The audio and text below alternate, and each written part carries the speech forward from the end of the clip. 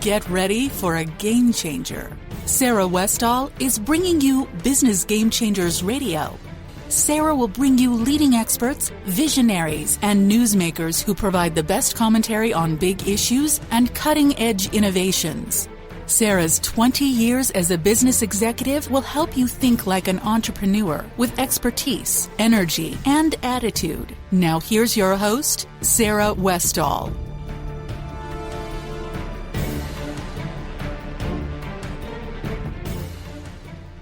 Welcome to Business Game Changers. I'm Sarah Westall. Today we're going to be talking about the information age and what that means to society. Our guest today, Frank Sawyer, was an executive at Xerox during the heyday when they developed all the stuff that Apple ended up licensing that was the base of their system. And then he ended up going to Apple and was an executive there. And this was in the 80s when he brought him into the government, into NASA. And then he moved on and became an executive at the FBI and was responsible for all their computer systems. And this was during 9/11. It was before and after, and he brought the computer systems into the next century. They were pretty behind. And he has a really different perspective and a paradigm change on how data security can be done, because we have so many issues with cybersecurity. And in fact, when I did an episode recently on cybersecurity, I learned that every single one of our weapon systems are vulnerable for a cyber attack. And this was done by a research study done by the military itself. And every single person in our country, practically, unless you don't use the internet or any kind of software or computing at all, has been a victim of data breach. I mean, when you have Yahoo having 500 million breaches, customers who are breached, you have our company after company having their credit card systems breached. You have banks, you have literally it's everywhere. And so we have all been victims of cybersecurity. And it's kind of a scary thing that we can be so vulnerable to an attack. The problem isn't so bad on an individual level. It's when you start looking at our electrical grid, you start looking at the fact that our country is now equalized with a lot of third world countries and rogue groups when it comes to warfare, when you're talking about cybersecurity. So we're going to talk about that and what that means, and then also talk about the paradigm changes he's talking about and where we are in the information age and what that means. It's a very insightful conversation, fun to talk to him. So let's get into that interview right now with Frank Sawyer. Hi, Frank. Welcome to the program. Well, thank you. I'm very happy to be here. Well, I'm excited to talk to you because you have a ton of experience based on, well, you're going to talk about your experience. You've been a top executive at Xerox, Apple, and the FBI. How does your experience give you, well, first of all, tell people what your experience has been there. Well, I think the easiest way to do it is that I've been incredibly lucky. I came out of graduate school at MIT and Georgetown for undergraduate, and I happened to get hired into Xerox. I spent about 15 years there. I started in finance, moved to marketing, and then to sales, and ended up very luckily to be the assistant to the corporate VP of sales and marketing worldwide, a gentleman by the name of Shelby Carter, who actually, while I was there, was written up in a book called The 10 Greatest Salesmen in the U.S. And he was an incredible guy who's done quite a lot. And because of that, I got to see a lot of things, and actually the development of technology at the Palo Alto Research Center, because I had to be the liaison from the sales force to the Palo Alto Research Center to see what they were developing and inventing, et cetera. And they invented the basics for Apple. Everything, right? basically everything. I once saw a industry newspaper that had a giant tree, and under the tree there were 3 huge roots, and one of the roots was MIT's Media Labs. One was the AT&T Center, and the third and biggest root was the Palo Alto Research Center of the 1970s. Between the 3 of them, you can describe almost all the technology that that came into existence initially in the 80s and 90s that led to you're talking Bellcore, right? Bellcorp, yeah. AT&T's Bellcorp, yeah. Sorry. And so I was lucky in that in the 70s I got introduced to technology as it was being invented by the guys who were inventing it. Dr. Alan Kay, probably the most notable figure, was a gentleman who wrote a celebrated piece that was called Objects, which was simply a way of breaking down programming and making it a lot easier to develop and to debug and to maintain and update. So he invented that. Then he invented the first the program language that did that, called Smalltalk. But he's probably best known that he's the guy who came up with the desktop metaphor that everybody sees on all the computers today, and got rid of those command lines and the use of the mouse. So yeah, interesting. A lot of these people. 1975, and that was 4 years before Steve Jobs went into the Palo Alto Research Center, saw the same stuff, and said, "I want to be able to do this," licensed it, and then created the Lisa and then the Mac. It's interesting because the people who really came up with it are kind of lost in history, which is kind of a sad thing, but. Yes, but that's the way it is with a lot of things. They do have the benefit of saying, "I did this." Whether they made money at it or not is kind of irrelevant. That was a brilliant idea. So that's what I ended up at Xerox with, and had a great opportunity at Xerox because at that time, Xerox was the premier company to work for in the nation, and was the top of its industry. I ended up getting recruited by Apple's recruiters to end up joining Apple in '85. Now, at that point, they had been around for a while, but they were under $1 billion, and it turns out they didn't have any concerted, conscious strategy to sell to government, federal, state, local, international government. And because of the work I had done at Xerox, because I primarily did work in what we call the GEM market, the government, education, and medical market, they recruited me to start that opportunity. And it was kind of interesting because at the time they were recruiting me, they had laid off a whole bunch of people, and everybody was predicting that they were going to go bankrupt because the Lisa wasn't doing anything, and the Macintosh was having a hard time now. And they were just having a hard time. But I kind of sat there and said, when do you get an opportunity to start a whole division in a major technology company? So I decided to do it. They did well. This was during the Scully era, and we ended up developing all the sales and marketing division for government. Yeah, but you brought it into NASA and... Talk about all the places that you built. Well, the challenge at the time was everything was the IBM PC. Yes. Everything. And so because I had worked on selling to government with Xerox machines, this was kind of comparable. When the Xerox machine first came out, the people who were opposed to it were the people who were the printers in each of the organizations that distributed a lot of issues. And the Xerox strategy was to go around them and go to the individual end users and say, here's how you can use this to do this, to make like transparency slides for presentations before we had all of this technology of the day. So we did the similar thing here. We were lucky in that when we started that division, desktop publishing had just come out.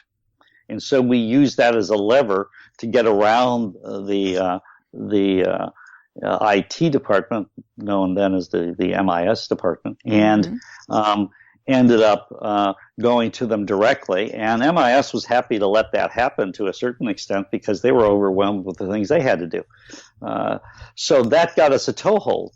And then you started looking for the particular applications that certain types of people would like. Well, if you think of NASA, their big challenge is a lot of their stuff needs to be much more graphic, and they needed to get it out quickly, and they needed to distribute it to a lot of people. And lo and behold, that's what desktop publishing was allowing them to do, and to have direct control over it.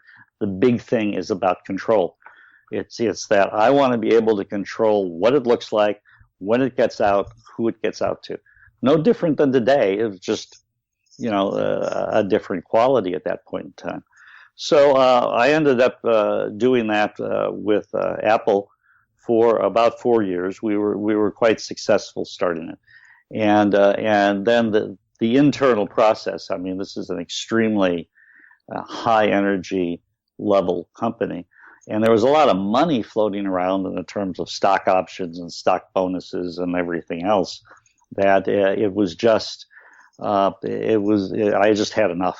And at the same time, because I lived in Washington, D.C., and my office was in Cupertino, I was bi-coastal for about 4 years. I think I calculated that during the 4-year period, I spent a total of 2 days a month in my own bed at home in Washington, Oh, that's not fun.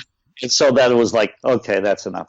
So I kind of backed out, retired a little bit, did some consulting, and at that time met my wife, who was at that time a current FBI agent, one of the few women agents at the time. And while we were talking, we ended up getting married, and then she says, "Why don't you come work for us? We have some technology problems." And so I ended up talking to some people and ended up going to the FBI, basically to do one particular project. During the early 1990s, the FBI had a big problem with drug gangs in Washington, D.C. They were helping the local police in doing that.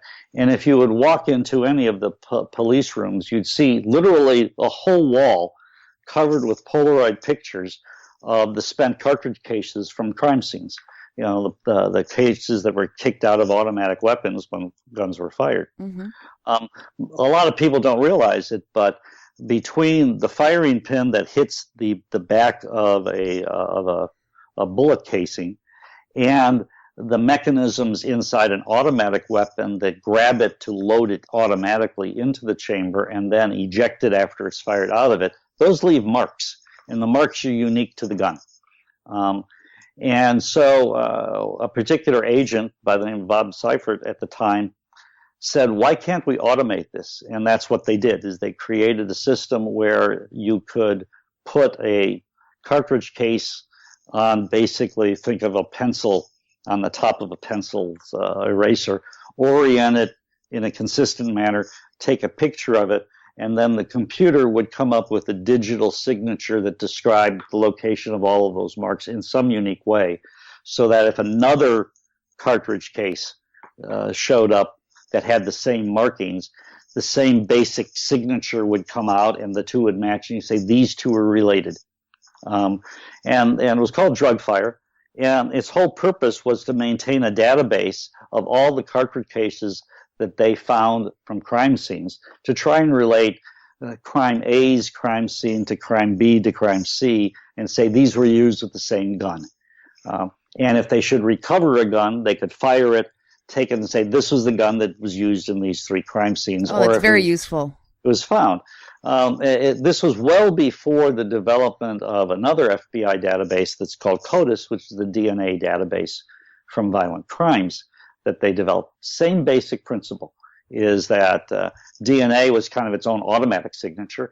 This one we created, in effect, the DNA for the cartridge cases.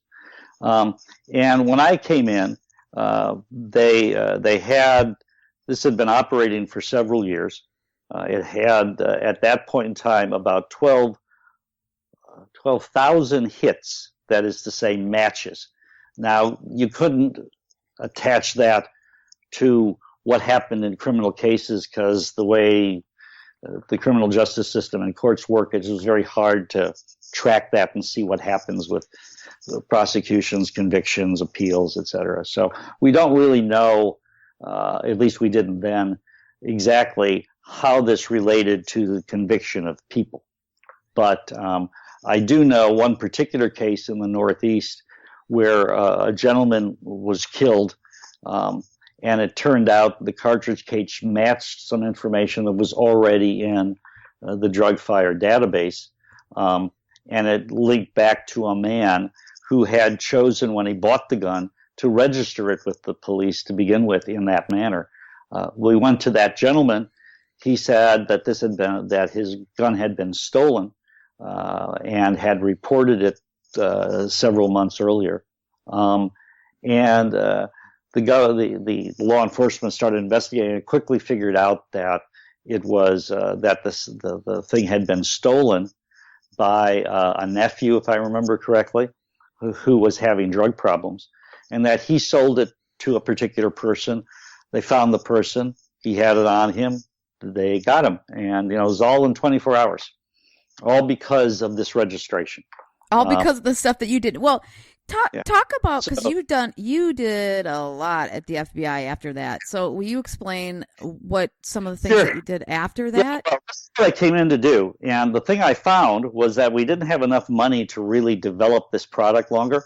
And in addition, the alcohol, tobacco, and firearms, which was a separate agency under Treasury, not under Justice, had a similar system, but operated in a different manner. They couldn't talk to one another, and the two groups were spending more time fighting each other than trying to get the system out in its entirety. So coming in, not having worked for the government, not knowing any better, I says, why don't we just merge the two? And happily, through talking to a lot of people at the FBI, and they thought that might be a good idea. ATF did too, and through work of a lot of people, not just me, we ended up merging the two together. And I ended up persuading the FBI that it was better to give it to the ATF, that they didn't need all the problems that this would entail and the cost it entailed. And the FBI, according to the FBI director at the time, Louis Freeh, said, I looked at that, Frank, and I don't think we've ever voluntarily given up anything, any program that we first started until now. So we gave it over to the ATF. It's doing well over there. It's one system now. It's getting distributed very nicely. All of the data matches with one another, and I'm sure it's doing very fine. So having done that, I did that in about a year. I expected to only be at the FBI just for that program and didn't expect to be there very long. It was just to help them get it together. So I did myself out of a job. And as it turns out, the FBI at the time was woefully behind in technology. When I got there in 99, 60% of the FBI's equipment could not run a browser of any type. Yeah. Okay. Most of their software were what were known as old green screens, where they were basically a green cathode ray tube, and you type in something on a given line, and then it would come back and give you an answer. And it was a pretty old system, and certainly not the graphic user interface we're all used to today.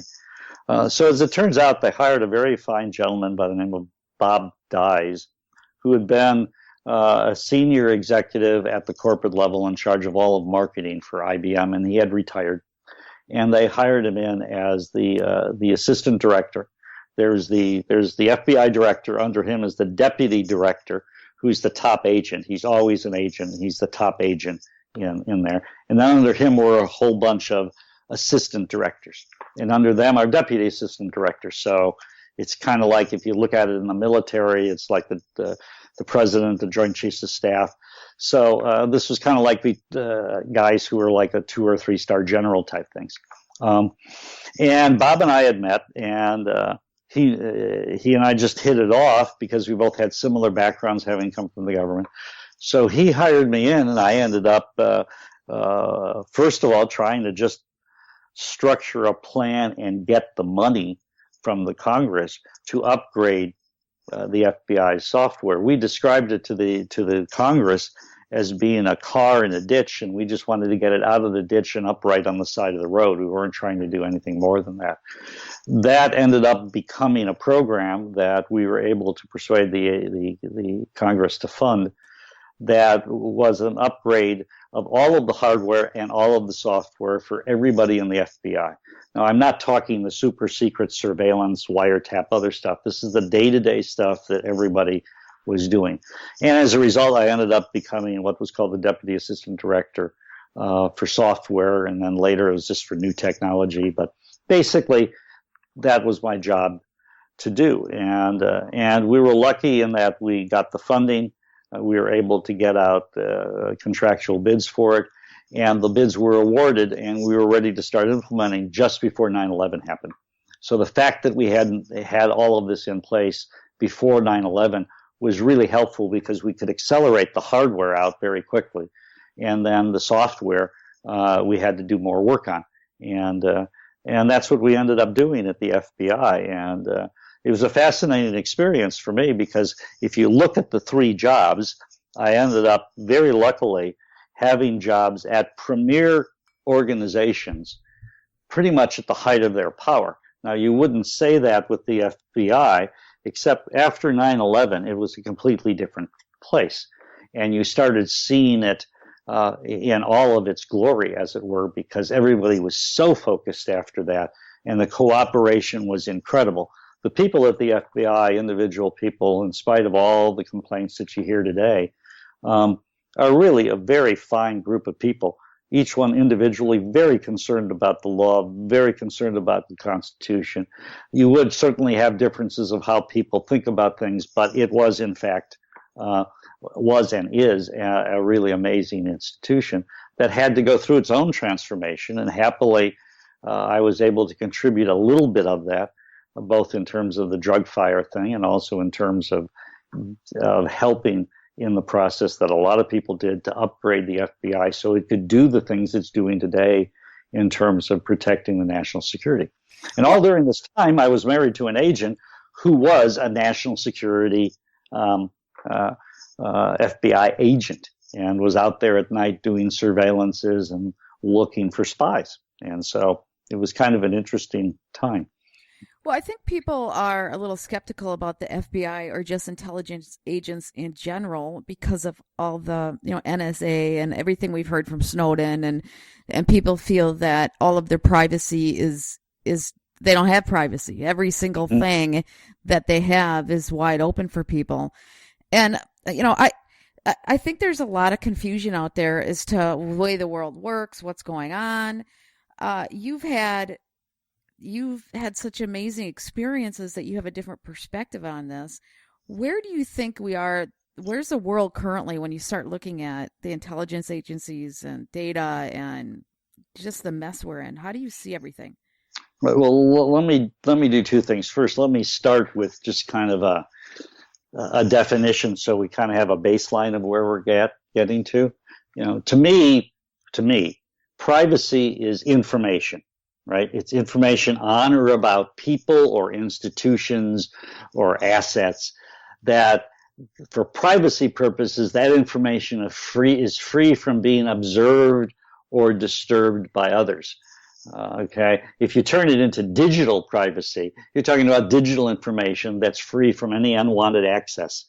Unwanted being not only theft, like what Snowden did at NSA, but even the ability of someone to look at something. Think of a nurse in a hospital looking at a celebrity's medical records. That's what digital privacy about. Privacy is highly cultural. There are different values and laws in each nation about what privacy is. Now contrast that to security. Okay, security are tools or actions you can take to prevent this unwanted access to information, and clearly for digital information in particular, no matter where it's stored. Okay, so if you look at those and you then look at national security, which is just any action that the government's taking to prevent harm to the nation, from where I'm looking at, the biggest problem in the world is we're kind of sitting on a knife's edge and trying to decide as individual nations and as a world, whether we want a privacy society or a security society. We're kind of on a knife's edge there, where there are a lot of governments, particularly totalitarian and authoritarian governments, that want to be able to get information when they need it to protect the state or their power. the issue is you keep hearing a lot of people talking about, well, we need a balance between privacy and security. To me, that's basically a doublespeak of political talk. So privacy results from good security. You can't have privacy if you can't secure the data. If you can't control the data that you own, then it's unsecure and it can go anywhere you want. And then you can't have privacy no matter what you want. That's true, yes. Okay, so to me, the big issue that we're really debating all over the world is this level of affordability for personal security versus national security. Okay, if you think about it, strong security results in everybody trusting people. If you know they can't get at your data, you might be more willing to work with them. You might want to expand the economy. You might want to do more online shopping. And as a user of digital devices, you should be able to select the level of security you want to trust in. And everybody, whether it's government, commercial enterprises, individuals, should be able to trust that the security they select and use will remain trustworthy. On the other hand, if the security is weak the way it is today, you've got all these vulnerabilities and you've got the potential of damages for users. Okay. Now, can I ask you a question? Sure. If we had more security at the individual level, wouldn't that provide security at the national level too? Absolutely. Okay. Absolutely. And right now I think the fear that people have is, we hear NSA, I know there's other intelligence agencies too. There's 17 of them, so I don't know who does what, but with the ability to get it and that's in the U.S. Yeah, I know, it's a mess. Okay, so with the ability to get at everything at any time they want, people feel that, because the concern is, how do you know that the members at the NSA are people you can trust? Yeah. You don't, or the FBI, or FBI, anybody. There's There's sociopaths and bad people everywhere, and so just because the government has it doesn't mean they're good people either. Even though most of them are probably, it's just that we know that a certain percentage aren't, and they can do bad stuff with it. So that's the concern. So keep going about this, the difference between personal security and how we can get there and what that means, because I know you have a way of looking at that, and I love it, and so I want to keep diving into that. Well, let's step back a minute. James Madison in the Federalist Papers wrote a quote that a lot of people know about that said, if men were angels, we wouldn't need government, and if men were governed by angels, we wouldn't need laws. And the rest of the Federalist paper talks about this whole idea of checks and balances. Same thing here. The crux to the issue, at least best stated for the United States and most of the democratic organizations, the crux to the issue has to do with whether or not strong or unbreakable security represents a legitimate issue that the government needs to pass laws so that they have the right to be able to access citizens' protected information. So in the United States, clearly, the government has the obligation, the right, the duty to pass laws. At the federal level, it's the Congress passing the laws, the president signing them, and depending on what's going on, the Supreme Court may get involved to decide whether that law is appropriate relative to our Constitution. But the laws must clearly state that the needs of the government, in this case for the access of citizens' protected information, take priority over the citizens' right to protect it. That's where the issue. And in the United States, that point of conflict has to do with the power of a warrant. Okay? In the United States, the Constitution protects against unlawful search and seizure without a specified warrant for what they're looking at and the approval of a judge, part of this checks and balances. Okay? So the question becomes, does a proper warrant from a judge require someone else, you or me or some other party, say like Apple, to gain access to a protected information you have in question? You know, recently the whole issue was is about Apple making access to a dead terrorist attack in San Bernardino to get any information that may be on it. So the question says that do the American people want a warrant capability to mean that Apple must access somebody else's device, that of an Apple customer? If they do, then we need to pass a law that says that. They've attempted to clarify the law a number of times, but they always fail in Congress. Ultimately, the people who have the final vote final voice in terms of this through their power to vote have pretty much let their legislatures know that we don't want you to sit there and say that the government can compel some third party to get information that you have and want to keep private. Yeah, but isn't it all kind of a fallacy right now, because they're going after all of our stuff anyways? You know what I mean? They have all of our stuff, so whatever that's because we have weak security. Okay, it creates vulnerability. So the government, under the guise of being the government, are the hackers. Okay, a while ago there was an article about some malware that was discovered, and the people at the time who discovered it had basically labeled the group that wrote it the equation group, because they were a lot into algorithms and mathematics, et cetera. But basically it was a platform that could launch malware anywhere. And it had been discovered that it had been around for 14 years and nobody knew about it. And through iterations of upgrades of software, it still persisted. And their belief was that it was one of the very high tech parts of NSA that actually had created this, something that now is known as the TAO, which is out in the public, the Targeted Attack Organization, the ones who are after particular people. So basically, they are exploiting the existing vulnerabilities just the same way the hackers do, except they're on our side. But as you point out, and as James Madison pointed out, people are people. Some are good, some are bad.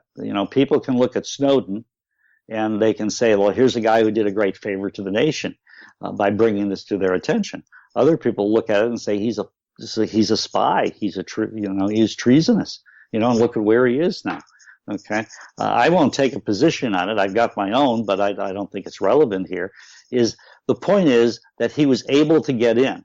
Now, he got in two ways. First, he already had access. That's what we call a malicious insider. Mm-hmm. And he decided on his own that he needed to get this information out. In order to do that, he had to override existing system security procedures that are run by the computer to prevent the computer from letting people get access. And he was able to do that. That's hacking, right? Yeah, so he what he did was illegal to get the information out, but the information that he got out was, people didn't realize it until he got it out. Oh yeah, without a doubt. I mean, and that's one of the problems is again, I forgot who said it, but it's amazing how being in the sunshine makes you take a look at a lot of different things differently. I mean, I remember there used to be a guy by the name of Jack Anderson. He was called a muckraker years and years ago in D.C. And when I was with Xerox and we were doing some work with the government on different things, we always used to remind ourselves, say, what would you do if what you're doing shows up in Jack Anderson's column? So I think the same thing needs to be applied today to anybody, is this something that you would be willing to have your boss, your work colleagues, or the American people know you were doing? If the answer is no, or I'm not sure, then don't do it. Okay? Clearly, people in NSA did not want other people to know that they were collecting the type of metadata information as to who was making calls to who for where and for how long. They didn't know what the conversation was, but they could look at that. Now, there's a legitimate reason why they don't want to let it known, because it's known as a method of espionage that we don't want the bad guys, the people we're looking at, know about. So we don't want to tell people about it. But this is where... But they're doing it to us. Yeah, they're doing it to the American people. Exactly right. And although the damage done to America's ability to do espionage was certainly damaged by this information, it hasn't prevented us from being pretty effective in doing and noting other types of conspiracies against the government. It again comes down to a very basic question.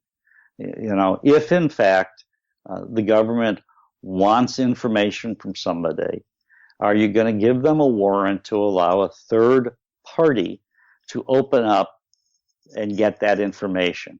Okay, but even if they pass that, it still might fail, because the direction technology is going is there may eventually be some unbreakable security, so that you can't get into a device, some third party, no matter what.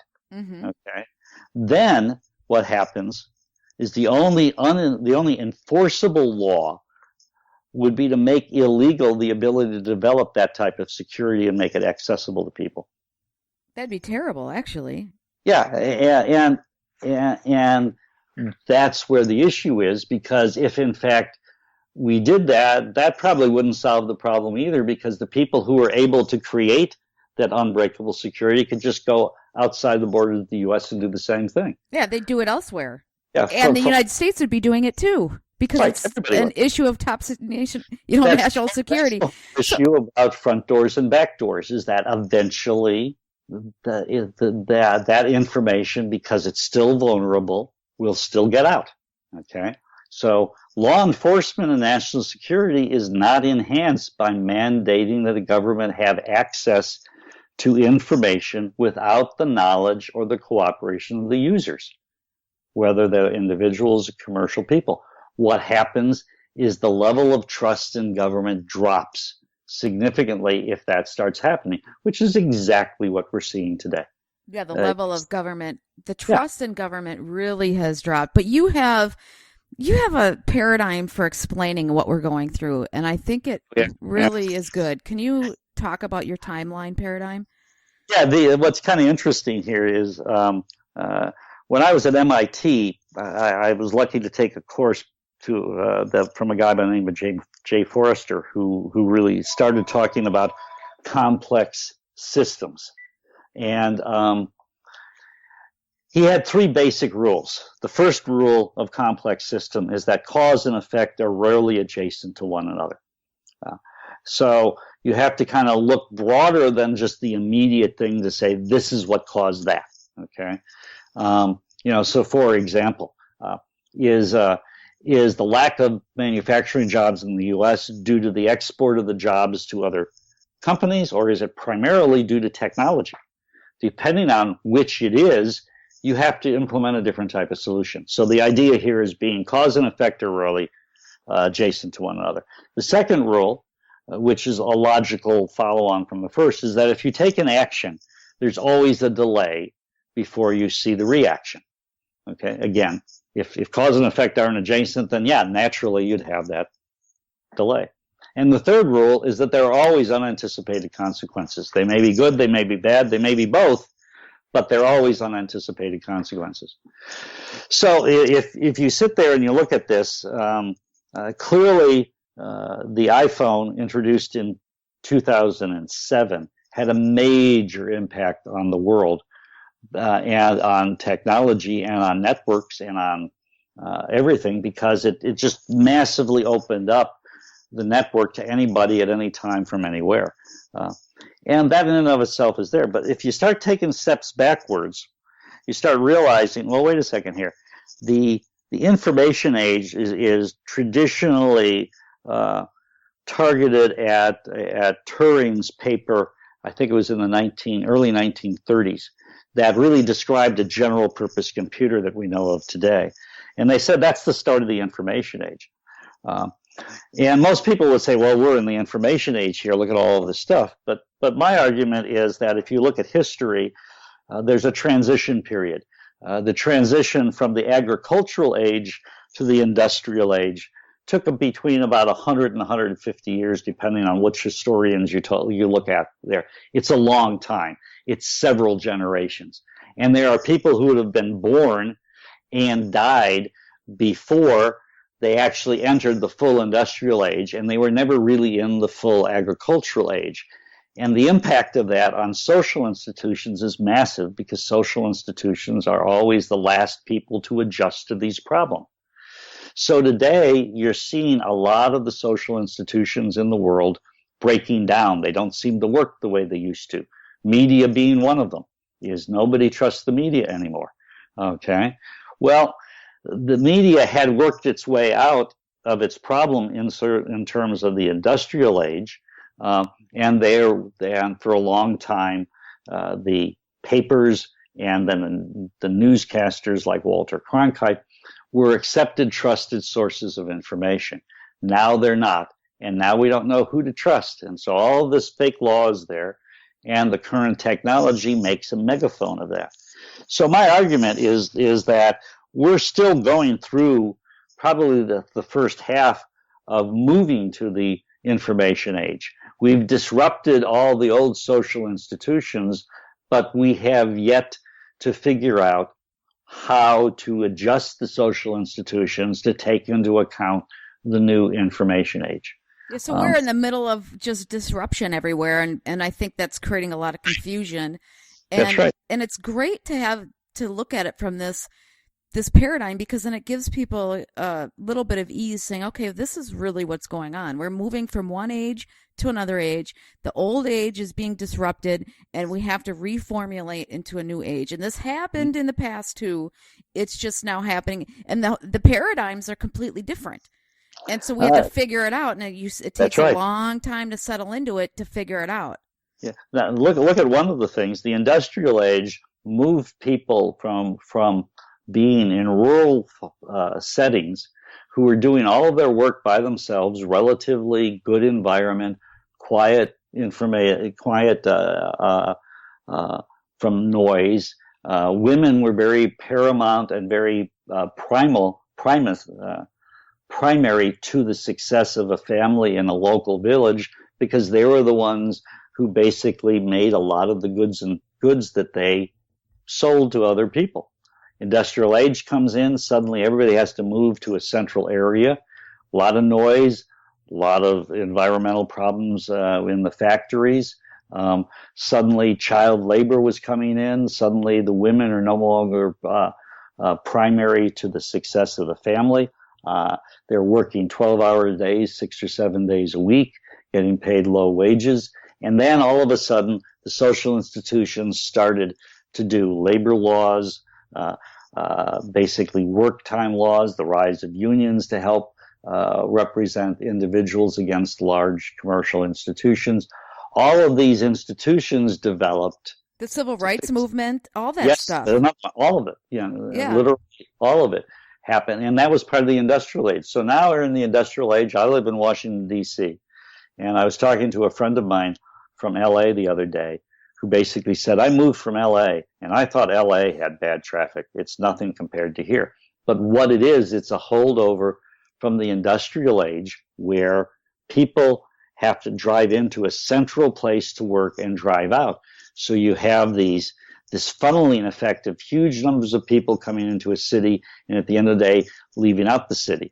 As you probably well know, up in Minneapolis area, is you drive on a major highway on Sunday morning. It's a lot different than on Monday or Tuesday or Wednesday morning. That's why I love when I drive into work to teach. I drive in right in the middle of the day, and then I come home. My whole life is not around a 9-to-5 job, which that's right. Makes my life way more beautiful.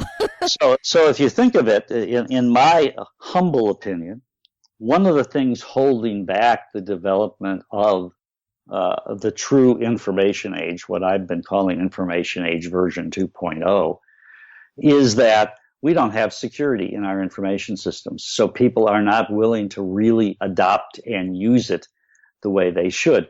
Building barriers around digital information is not adequate for protecting the information. It's basically coming out of old military strategy.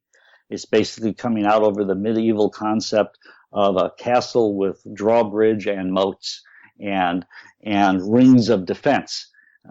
They don't protect the information age itself. They're preventing access or barriers to it. And that's where some of the problem is here. And that's why we have, I think, some of the cybersecurity issues that we've had, and that we see getting worse all the time, is we basically are not able to protect the data because we're trying to protect it with an obsolete or an older, inappropriate metaphor, which is a military attack and defense. Right now, cybersecurity, the advantage in cybersecurity is going to the attackers. There are so many ways that you can attack the computer. And we're sitting ducks, right? I mean, that's basically what it is. There was a report done 2015 that said that every single one of our weapon systems are vulnerable to an attack. Yes, they are. They are. I mean, the U.S. has basically gone to what's called the net-centric idea, where everything is put on the equivalent of an internet for the military that gives them their command and control efforts and everything. So if you can disrupt that, you've disrupted the whole ability to fight a war. A lot of countries, Iran is a good example, have a disproportionate effect on the world's problems because they can offset the traditional military kinetic energy types of weapons we have by going behind our lines and going after our infrastructure. So everybody's been in a situation where a storm comes through and knocks out the electricity for a while. Now imagine that the storm's coming through, the electricity goes out, except it's been an internet of attack. And what they've actually destroyed are the physical generators in some of the locations. So now you're not out for a day, you're out for weeks. And in some cases, depending on the piece of equipment destroyed, it could be months because they don't exist. They have to be built again. Well, so the internet has flattened out business, but it's also flattened out military, hasn't it, across countries?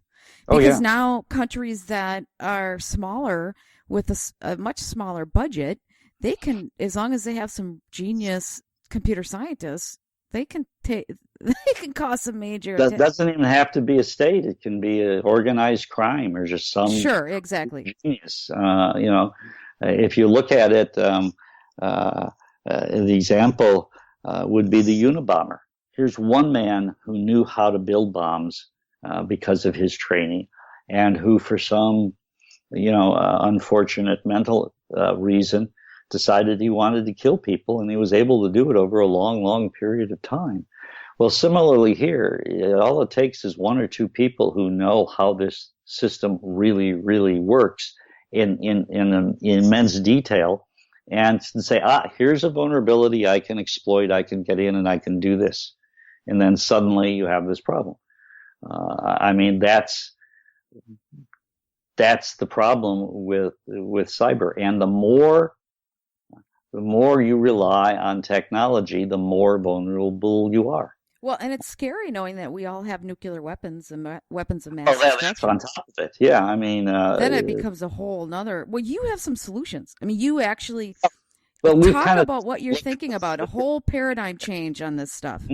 Yeah, what we've been looking at actually over the last decade, a couple of friends of mine and I, some who are remarkably expert at technology, decided that the real target, the real goal of cybersecurity should be that you have continuous personal control over all your data, regardless of where it is. Once you create it or own it, you are able to control it no matter where it is in cyberspace, no matter what computer it is on.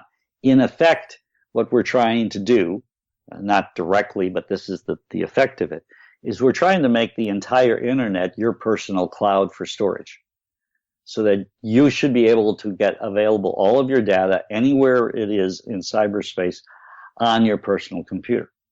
Now, the beauty of this is that not only do I enable a personal security that's incredible, but it also prevents people who don't have authorization from being able to get your data. It basically prevents data breaches that are caused by computer systems. Still don't deal with people with malicious insiders, because if you've already given them the access and he decides to be bad about it, there's not much you can do about that. But even this approach would severely limit their ability to get information out, like Snowden. He may be able to get in, he may be able to see it, but he won't be able to take large, vast quantities of data. He took about 1.5 million files. But this also protects the average individual from the government too, right? I mean, because the security's in the data, not in the access. That's exactly right. The key here is that what we've basically done is come up with a new model of computing. Okay, it's completely compatible with what we're doing today. But inside a computer, you always have a series of access permissions and controls. They're the things that you don't see, that are behind the scenes, that say when you click that you're allowed to do that. All right? That's the thing that hackers bypass in order to get control of the computer and then to go in and take over and steal your data. So what we've said is that since it's the data you're after, and since the data itself really isn't real, it's just a 0 or a 1, that's a little bit of voltage or not in a certain particular media, what we're basically doing is saying we're going to put all the access permissions and controls about that piece of data in that piece of data. In that way, the hackers can't get at it, can't get around it, because it's the data they're after, and this is part of the data. It isn't attached to it. We basically say it's the data. Yeah, it isn't bolted on, it's baked in. It's fused, it's part of it. So if you want this data, you have to deal with the controls that are in it, and you can't go around it because you have to deal with that if you want that data. So today, hackers use vulnerabilities to bypass those controls. We're putting the controls as part of the data so it can't happen. The easiest way to think about it is this, is that the current model of computing, think of it as a two-dimensional computing. You're a little man sitting in that CPU, and a bit of input comes in. You can look left, right, forward, and back. You can't look up or down. Okay? So this two-dimensional model is the way we're operating today. We're simply adding a new dimension, a third dimension. The computer itself can't look up or down, but if they could, they'd see that before the data got into that input, we've already looked at it and said, you're allowed to do this or you're not. Okay? Another way to look at it is to sit there and think of the computer and the instructions as a big map of the city. And there's all these different routes to get different places, and some of the routes can take you to bad places instead of good places. And so all we're doing is affecting the GPS so that when you say you want to go from National Airport to the Congress of the United States, it gives you one route and one route only, and you can't deviate from the route. And you can't go to any of these side wires and get in trouble.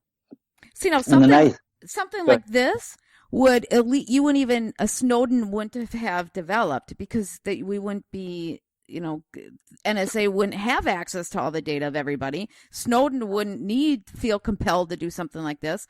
Warrants would suddenly have purpose. We would get back to a normalized society. The issue here is again the question that we talked about before, which is the power of a warrant enabling a third party to get information that is your information that you don't want anybody else to have. That isn't solved here Okay, I mean, it doesn't prevent them from getting it, but they're going to have to be explicit in getting it, and they're going to have to pass laws to get it in this particular case. With this particular technology, you basically, first and foremost, you can begin to control who even knows the data exists. Now, this is a lot different than anything you'd see before. Under the system that we have right now, proof of concept of, is basically if you're not authorized to see the data, you don't see it, but neither does the operating system that you're using. It just doesn't even know it's there. Okay? If in fact you're then allowed to see that the data exists, then you go to a next step that says, okay, if you can see it, are you allowed to read it? Are you allowed to modify it? Can you make copies of it? Can you cut and paste parts of them to something else? Can you print them? Can you share them to people? Can you move them to places? Can you delete them? That's all secondary. When you first sign on with our system, okay, it takes a look at what level of permission you have, and it says, given the permission you have and the different resources that are on the computer, both hardware and software at the time, you have this level. Okay, it could be, to use government terms, a top secret or a secret or a confidential or nothing. Okay, at that point, the computer goes and looks at all the data files on that computer and says, which ones do you have access to? And that's the only one that shows you. It doesn't show you anybody else's. Well, could feasibly the government still have access to everything? They could because they could require that this software have a generic government access area. But that would have to be done by law. It'd have to be done by law.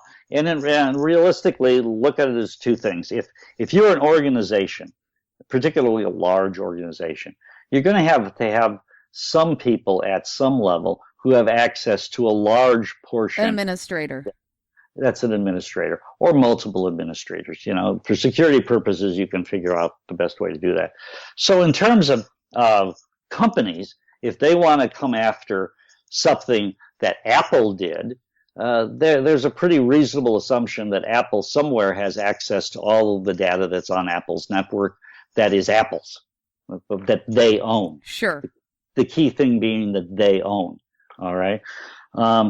So for them, you probably don't need the warrant because most enterprises need to have somebody who has all overall control. All right. Think of it as like a general partner in a partnership. In the case of individuals, that's different because they, as an individual, have control over the stuff that they own, they've created, and no one else does. So unless you have a law that explicitly says, I need to have access to this, you must write into the computer a specific authorization that the government, with the appropriate warrant and access to the computer, can now get access to the things that person did. They will immediately talk about pedophiles and about child pornography and say, how will I know if it's not there? Well, there are ways you can deal with that too, but the reality is that the central issue is, can you force somebody who is not you to provide access to something that you have or you own without your permission, and more importantly, without your knowledge? So basically, today, do you foresee us getting out of this mess without completely overhauling and having a new paradigm on how we look at the security? Because this is essentially what you're talking about. And I see this as the future. Like, we have to really change our paradigm. I don't see a way of creating the level of security that is needed for the information age without using a different model of computing. This happens to be one that we looked at, that we figured out in great detail, that we have a proof of concept to show that we're able to do the technology that allows all of this to happen. And now we've just got to fund it to build it. And we haven't put anything out because we didn't want any distractions and we didn't want anybody trying to look over our shoulders with today. None of what we have is on a computer that's on the internet. A lot of it isn't even in digital form in terms of the knowledge that goes into building this, so that people can't steal it that way. But this ability to prevent data breaches and to give an individual control of all of their data, regardless of where it is on the internet, is a huge game changer. It's very disruptive to all cybersecurity, both general computers and the Internet of Things. Yet we've done it in a way that complies with all the current technology standards today, doesn't require any new hardware or changes in any commercial software. It's just a completely different way of looking at a computer. And it takes into account the nature of data in a computer, which is intangible. Well, and eventually the computers and everything might evolve to kind of bake it in as a way of doing things to get it even more that way, right? There is nothing that would prevent you from taking this technology and eventually baking it into silicon and into the actual computer as a piece of hardware. Nothing at all once it's developed in software. The only problem is that there's a huge lag time between that development and people buying it. It's very much like self-driving cars. One of the things recently talked about is a little device that's actually been around for a while now that allows a car to broadcast around it like a little Wi-Fi, where it's going, what it's doing, a whole bunch of statistics, and the other cars can read it so they know what they're doing, and they're kind of talking to one another. Well, you got to be able to put that in old cars in order to really take advantage of all of the benefits of a self-driving car. Yeah, you have to have that. The entire field has to be on the same page. Everybody needs to be wearing the same uniform. Yeah, well, they at least have to be able to talk to one another. Well, yeah. So, that's for sure. Well, that's exactly what we were looking at. Is we said we needed something that didn't create a hardware issue where you have a lag time on the development, where some people have it, some don't. This doesn't require that. This is just a piece of software that you put in. Doesn't exist yet, in the form of a product, but we know how to build it. We just now have to get the money to build it. Okay, we're kind of looking at a Kickstarter to start the thing, but we haven't decided yet to look at that side. I would think the government would want to do some major investing in something if they could completely shore up their systems, because right now it's just and let's face it, it's kind of a joke. I mean, if you could get into every single weapon system right now, we're completely at the mercy of hackers, and it's a joke. When we have nuclear, I mean, it's more scary than a joke, but go ahead. The idea was this thing started where the first virus started. They saw a little bit of a vulnerability, and they saw this misused, and then they closed that. And so that has been the process ever since. They've gotten very sophisticated at it. They're very good at it. They're looking at groups of common things together. But essentially now it doesn't scale. I mentioned 2007 and the iPhone changed everything. It's because suddenly we didn't have a limited number of accesses to the internet. We've had almost an infinite number. Anybody with an iPhone and an account can get into the internet. If you can get into the internet, you can, in theory, get to any location and any of the data stored, because they're all little castles with little moats and drawbridges. And some of the people have figured out that they have a drone and they can go over the moats and drawbridges and drop right down to the center of this defense. It isn't that the people didn't do good things. They've done fantastic things. It's just that it doesn't scale anymore. It has to be done a different way. You're just being overwhelmed by the number of vulnerabilities. But to be fair, you're not going to know what the future developed into ways that people didn't realize, and now we have to just rethink the paradigms, right? Yeah, that's right. It's again, cause and effect are rarely together, and there's always a delay, and there's always unanticipated consequences. The rise of fake news is an unanticipated consequence of Facebook and Google and their search engines. People are trying to make money by clicks, So they figure out ways to try and game the search engine to get higher on a Google search. And in the process, certain things end up becoming fake news that gets very high up, and everybody looks at it and thinks it's true when it's not. Because Google said it was. The internet is not to be trusted for information unless you do a lot of work to understand where the source is. The basic idea of information assurance is that you have confidentiality, that you have reliability of access, and that you know the source, that where you got it from, and you know that it hasn't been modified. That's the basic key. In terms of the government, the big challenge is there are two sides. There's the offensive side of the government, and there's the defensive. This basically takes care of the defense. Okay, what it can potentially do, unfortunately, is prevent you from doing a cyber offense. But then again, if nobody can do a cyber offense, what's the harm? Yeah, then we're safer anyways. If we're completely defended, then we don't necessarily need the offense as much. Well, we in particular, because that puts our military much more in preeminence in discussions. Okay, to the extent that somebody like Iraq or China can, through cyber means, get around us to our homeland and affect the infrastructure of electricity, gas, power, for long periods of times. In the case of a true world crisis, they basically offset our ability to project our military presence somewhere in the world. Like the South China Sea, everything that's going on today with that.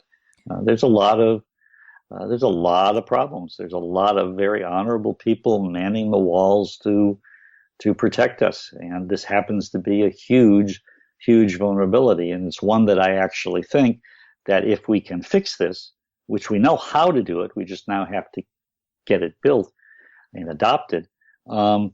Suddenly, we have a much better trusted system on information, much more usable by everybody. Sit there and think about it. You get angry, you type out an email to your boss that you later think, oh my goodness, I shouldn't have done. Even if it's 2 weeks later, under our system, you could get back and pull that back, and it just wouldn't be there. As long as he hadn't read it yet, or she. Yeah, well, even if he had read it, if he wanted to go and take another look at it, it wouldn't be there. So he's, well, am I imagining this or not? Did I dream this? And he can't necessarily print it out. That's just one example.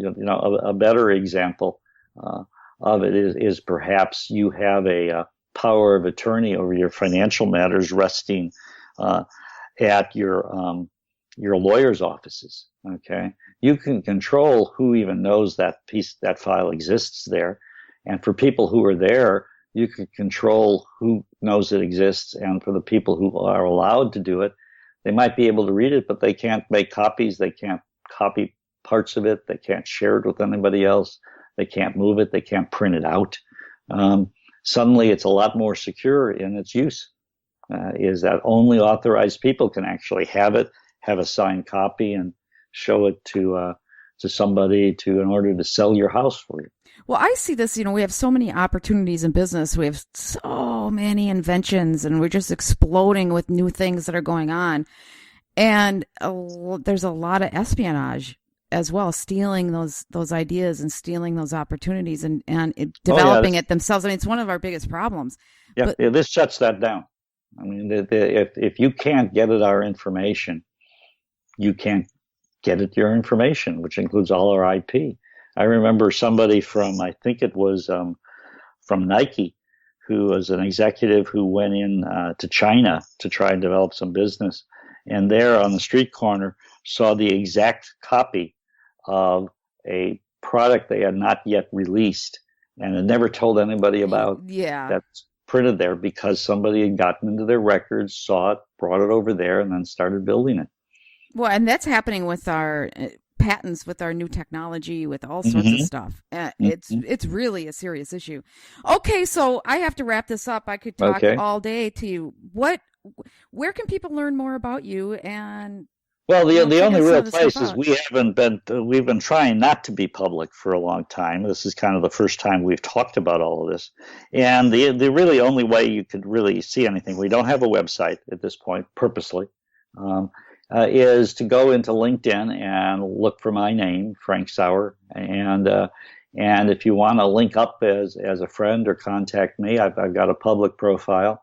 If you drop me, under LinkedIn, you're supposed to be acquainted. Just sit there and say that you're acquainted, and then on the line for an invitation saying, "I heard it on Sarah's radio show. Can we be friends?" Well, I would like to see people at MIT, people at all the big universities.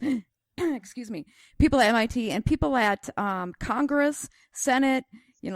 The White House, the different intelligence agencies starting to get serious about something like this. And I would think that, the futurists and people who are trying to solve some of these problems would talk to you and your group, especially with your background. I mean, my God, that you guys could start to implement this across the United States for so many reasons. I talk to people when it comes to opportunities in business. I talk to people with cybersecurity. I've talked to a lot of people on a lot of things, and obviously we're in need of a paradigm shift in how we're dealing with this to have the opportunities we want and to have a security that we want. We could also decrease our cost of defense in the military by doing something smart like this. Oh, without a doubt. Thank you for saying all of that. You can't tar all the people. One of the people I most admire is a gentleman by the name of Richard Clark. He worked in the Clinton administration. He worked in the Bush administration as the cybersecurity czar in the White House. And I had a conversation, not with him, but with his deputy very early on when we started looking at this and had the idea.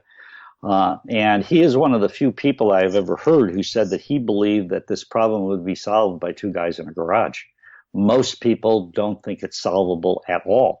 Steve Jobs gave an interview on an internet video show back around 2005-06. I can't find the clip, unfortunately, where he said the dirty little secret of the industry is that we're always going to have to play catch up. But that's because you're looking at the problem in the wrong way. You're looking at it from the traditional security access issue. You have to look at it by the nature of the data itself. If it's intangible, you can do a lot of things that you can't do with a jewelry or with money that's tangible. The beauty of the computer is how generalized it can make anything and customize it to your heart extent. We've never really tried to do that here. There are different ways of looking at the computer. There are different metaphors. They don't destroy or create problems with the existing ones. They basically add a new dimension to it that gives us the ability to do exactly what you want, which is to control your data no matter where it is, you personally.